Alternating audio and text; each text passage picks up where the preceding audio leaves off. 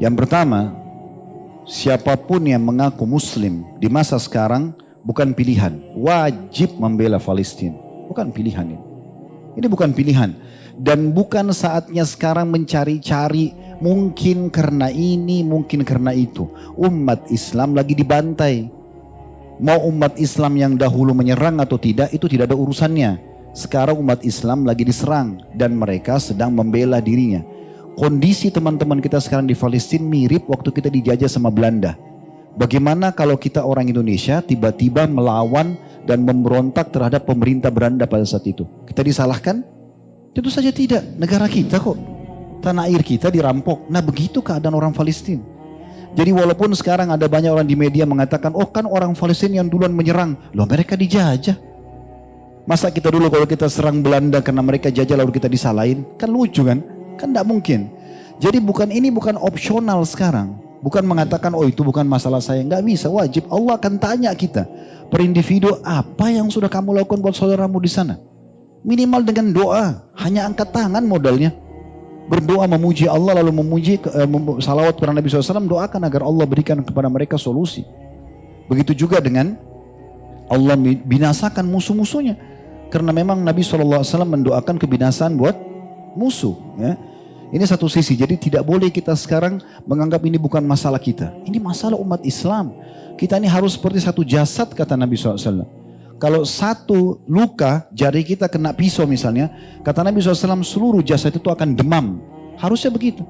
Siapapun muslim di muka bumi ini syahadat dari keturunan suku manapun, tinggal di wilayah manapun, kapan dia terganggu, maka sudah harus kita bela.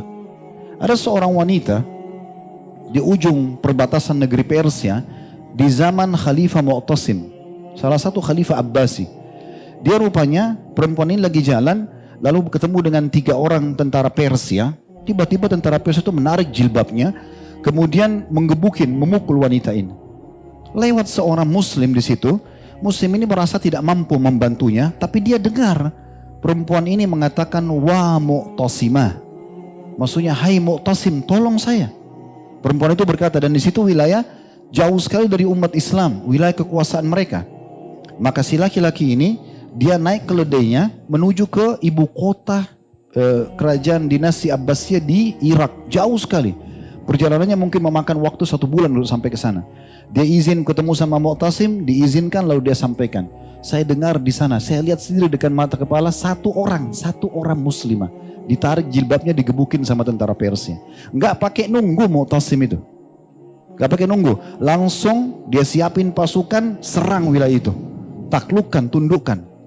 Walaupun musim dingin pada saat itu, mereka bertahan sampai 40 atau 50 hari untuk menembus benteng itu karena muslim tadi dicoreng kehormatannya.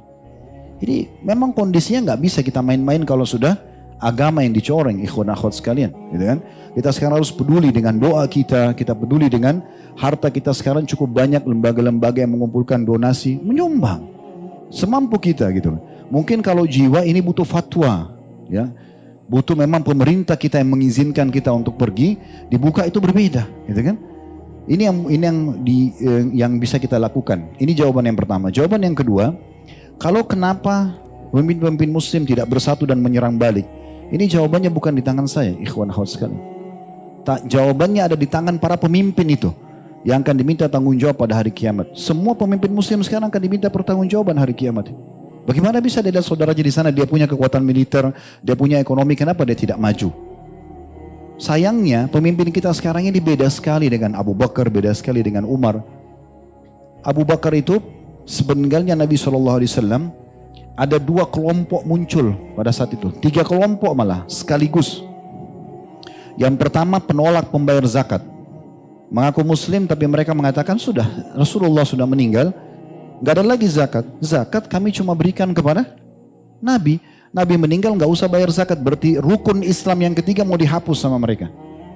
Kelompok yang kedua adalah orang-orang yang murtad dari agama Islam. Mereka masuk Islam awalnya di akhir hidup Nabi SAW dengan tujuan, ya, mereka hanya sekedar takut saja secara politik. Karena umat Islam sudah menguasai Jazirah Arab. Mereka Muslim imannya banyak yang murtad. Kelompok ketiga, munculnya Nabi palsu, Musailam al-Kadzdzab dan Aswad al-Unsi. 3 kelompok besar di Jazirah Arab yang muncul. Waktu itu kekuatan umat Islam tidak lebih daripada 20 sampai 25 ribu pasukan. Semua yang produktif, prajurit yang produktif. Sisanya orang tua sama anak-anak kecil. Apa yang terjadi? Abu Bakar langsung membentuk pasukan di awal khilafahnya beliau. Lalu kemudian mengutus untuk menyelesaikan 3 perkara ini. Sampai Umar saja yang sangat tegas. Umar itu sampai mengatakan, ya Abu Bakar, kenapa? Karena Abu Bakar mengangkat Umar sebagai penasehat. Ya Abu Bakar, kenapa kita nggak kirim saja dai ke sana? Ceramain mereka, dakwai mungkin mereka sadar. Abu Bakar dengan tegas mengatakan, saya pasti akan memerangi demi Allah seseorang yang tadinya membayarkan zakat ke masa Nabi SAW walaupun dengan tali kekangan kuda atau ikatan atau seekor domba yang pernah dibayar ke Nabi SAW, lalu mereka berhentikan. Lalu keluar pasukan tersebut. Waktu keluar pasukan, seluruh kekuatan laki-laki keluar. Tertinggal saja di Madinah itu beberapa orang tua kebanyakan dan wanita.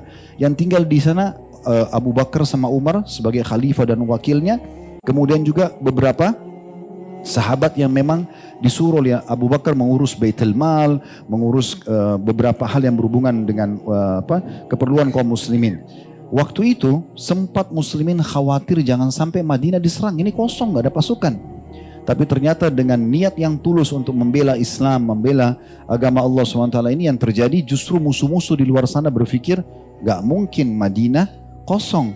Tidak mungkin Raja Muslim mengutus pasukannya sementara membiarkan kandang dia sendiri Madinah itu kosong.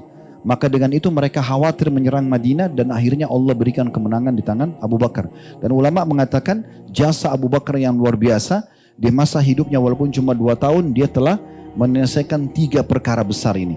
Perkara pertama adalah semua penolak zakat diperangi dan harus tunduk kepada hukum Allah dan rukun Islam tidak jadi dihapus oleh mereka. Orang-orang yang murtad diperangi. Itu juga dengan para nabi-nabi palsu, semuanya diperangi. Akhirnya 2 orang ini, Aswad al-Unsi dan Musailamah al-Kadzdzab meninggal di masa dia. Di zaman Umar juga begitu. Di zaman Umar tidak ada satupun orang non-muslim yang berani mengganggu umat Islam. Mengganggu saja nggak mungkin. Mereka segan. Zaman Uthman, zaman Ali, semua begitu. Ini kalau pemimpinnya seperti itu. Kalau pemimpin yang zaman sekarang kita tidak tahu.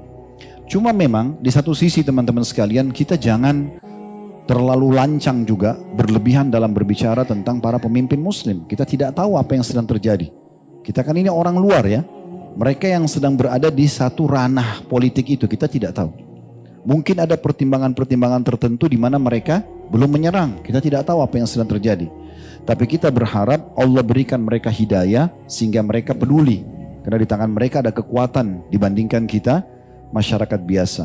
Jadi Allahu a'lam. Kita berharap satu waktu Allah Subhanahu wa taala satukan hati-hati para pemimpin muslim seperti kalau tidak salah beberapa hari yang lalu Muhammad bin Salman sudah mengumpulkan pemimpin-pemimpin negara Liga Arab dan juga membicarakan tentang masalah ini dan mereka sudah ada penekanan untuk melakukan langkah-langkah yang menyelesaikan kasus Gaza. Saya lihat sendiri cuplikan sudah ada pesawat-pesawat yang terbang ke Gaza langsung membawa makanan, membawa obat-obatan, membawa mobil ambulan. Dan mereka berhasil dari Kuwait, dari Saudi dan beberapa negara itu sudah ada langkah. Cuma mungkin tidak terpublish di media secara umum. Karena memang media umumnya juga dipegang oleh orang-orang Yahudi gitu kan. Jadi memang tidak memungkinkan. Jadi kita sekarang berharap, kita doakan agar Allah berikan hidayah mereka. Allah kokohkan telapak kaki mereka, Allah satukan perkataan mereka. Dan ini saya melihat momentum yang paling tepat untuk menyatukan umat Islam. Di masa selama ini selalu berselisih dalam pendapat-pendapat yang sepele, tidak diperlukan. Sekarang sudah saatnya lupain semua itu. Sekarang umat Islam lagi Allah ajak untuk bersatu. Sisi yang lain saya mau tambahkan ikhwas sekalian. Mungkin di mata sebagian orang, teman-teman kita di Palestina kesian, tertindas segala macam. Tapi kalau saya melihat dengan kacamata saya pribadi, yang saya pahami secara teori agama, justru mereka adalah orang-orang yang Allah pilih. Di saat sekarang, kalau kita lihat cuplikan-cuplikan, saya hampir setiap saat mengikuti cuplikan keadaan orang-orang di sana, mereka para ulamanya, bagaimana mereka pun tetap sholat Jumat, mereka sholat 5 waktu di masjid walaupun terjadi peperangan. Dan mereka itu terlihat sekali membahasakan, Alhamdulillah kami bersabar dengan ujian ini. Alhamdulillah kami menikmati proses ini. Para syuhada diciumin sama mereka. Mereka merasa gembira, ibunya bangga dengan anaknya mati syahid. Ini Allah pilih mereka menjadi orang-orang yang betul-betul merindukan akhirat. Dunia jadi kecil buat mereka. Building hancur depan matanya, anaknya meninggal. Tapi mereka harus terima fakta itu semuanya, dan di saat memang umat Islam belum bisa membantu mereka. Ini peluang yang luar biasa. Siapa yang Allah berikan kesempatan beramal saleh, terutama dia bisa berjihad di jalan Allah dengan cara yang benar. Seperti di Gaza sudah jelas caranya benar. Mereka lagi dijajah, mereka melawan gitu kan. Maka ini adalah sebuah karunia yang luar biasa. Karena tinggal tunggu satu peluru, satu bom, selesai. Bagi dia mati syahid dan mendapatkan mati terbaik. Kita belum tentu bisa dapatkan itu. Allah sedang memilih mereka. Mungkin secara kasat mata kita lihat, anak ini kena bom, ibu itu meninggal juga, anak ini laki-laki itu meninggal. Tapi mereka mati, semua orang juga pasti mati kan. Cuma mereka sudah meraih mati terbaik, yaitu mati syahid di jalan Allah Subhanahu wa Ta'ala. Harusnya kita merasa cemburu dengan mereka, karena mereka mendapatkan peluang itu, kita tidak mendapatkannya. Tapi kita masih bisa meraih peluang itu dengan niat kita dan doa kita. Kita partisipasi bersama mereka di pahala.